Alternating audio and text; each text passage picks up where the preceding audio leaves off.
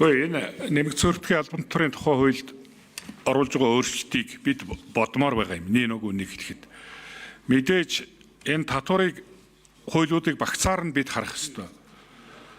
Энэ 2025 оны 11 сард батлагдсан нэмэгдсэн өртгийн албан татварын тухай хууль бол үндсэндээ бид хэрэглээгээр нь дамжуулж үндсэндээ бага орлоготой хэсгээр дэмжих ийм бодлогын чиглэл явагдсан юм.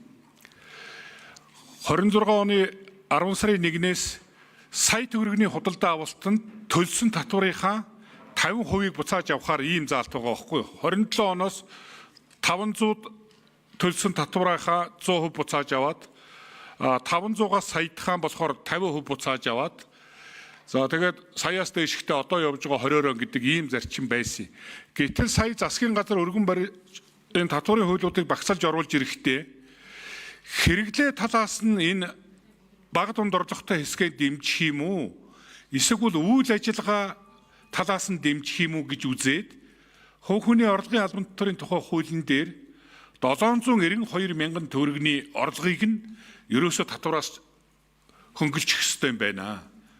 Энэ нь ерөөсөө энийг орлоготой амжиргаатай байгаа энэ хэсгүүдийнхээ үйл ажиллагааг нь дэмжих ёстой юм байна гэдэг зарчим. Энүүгээр тооцогдохоор 79,200 төгрөг байхгүй юу? Татвар нь. Энэ нэмэгдсэн өртгийн албан татвараар болохоор зэрэг 75,000 төгрөг байгаад байгаа юм.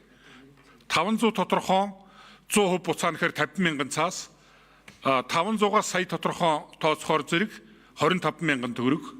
Ингээд 75,000 төгрөг. Тэгээ энэ утгаар нь авч үзэх юм бол энэ хоёр татварын хуулийн уялдаагаар бол тэр хувь хүний орлогын албан татварын тухай хуулинд оруулж байгаа өөрчлөлтийн орлого үйл ажиллагаа дэмжих хэсгээр нь бол 79,200 яаж байгаа учраас энд нэг том чанарын одоо өөрчлөлт байхгүй яг үннийг хэлэхэд харин юм хийж бүтээх гээд байгаа хэсгээр дэмжиж байгаа ийм төрийн бодлого болж гарч ирж байгаа юм байна лээ. Би бол энэ талаас нь харж гаад энэ ийм байна гэж ингэж ойлгосон юм.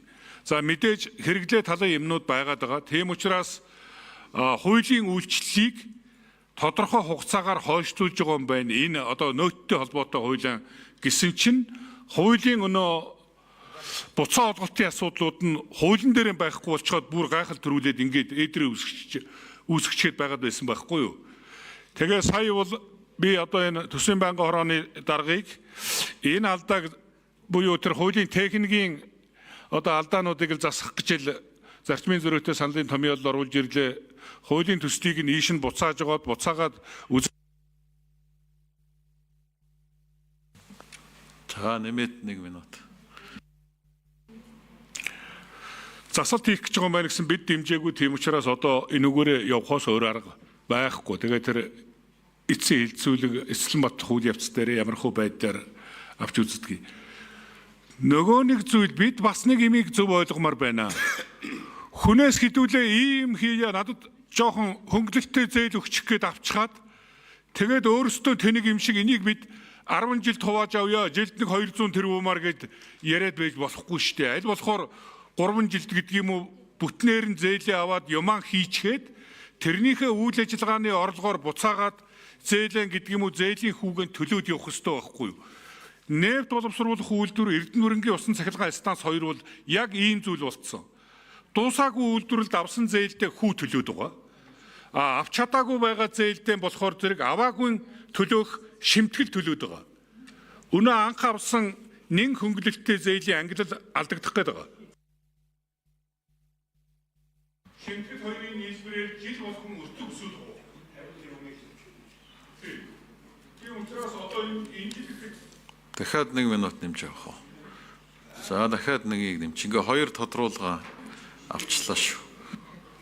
Энэ жил ихэд 113 тэрбум төгрөгийг бид авах ёстой зээлийнхээ аваагүй үлдэгдлийн төлөө шимтгэл төлж байгаа байхгүй.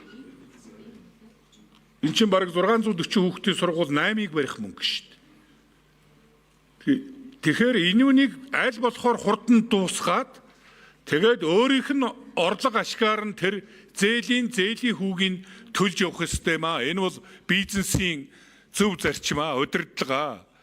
Одоо энээс хойш хэдүүлээ энэ юмнуудыг харин гэрэмэрээс хоёрхан батлагтаа хамгийн зөв зүйлдээ авч байна уугүй юу гэдгээ нарийн харж зөв шийдлэн гаргадаг байх ёстой. Авцсан бол маш богино хугацаанд авч ашиглаад өрөөгөөжөөр нь тэр зээл хууль хүүгэн төлдөг юм руугаа орохгүй бол эн чинь идэвхгүй ашигласныхаа төлөө баахан төлбөр төлөөд зээлийнхээ өртгийг өндөржүүлээд байна шүү дээ. За үг хэлчлээ.